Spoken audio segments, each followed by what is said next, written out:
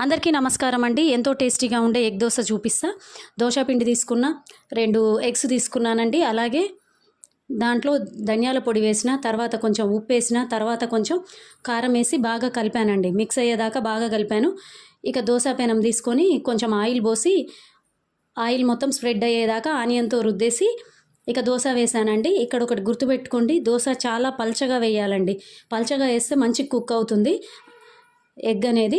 తర్వాత బ్యాటర్ పోసుకొని మొత్తము ఈవెన్గా స్ప్రెడ్ చేయాలండి. మొత్తం స్ప్రెడ్ చేసి కాసేపు కుక్ అవ్వనివ్వాలి. కాస్త కుక్ అయ్యాక దాన్ని ఒకసారి తిప్పివేయండి. దోశని తిప్పేస్తే ఈవెన్గా 2 సైడ్స్ కరెక్ట్గా కుక్ అవుతుంది. అంతేనండి, ఇంకా ఎంతో టేస్టీగా ఉండే ఎగ్ దోశ రెడీ అయిపోయింది.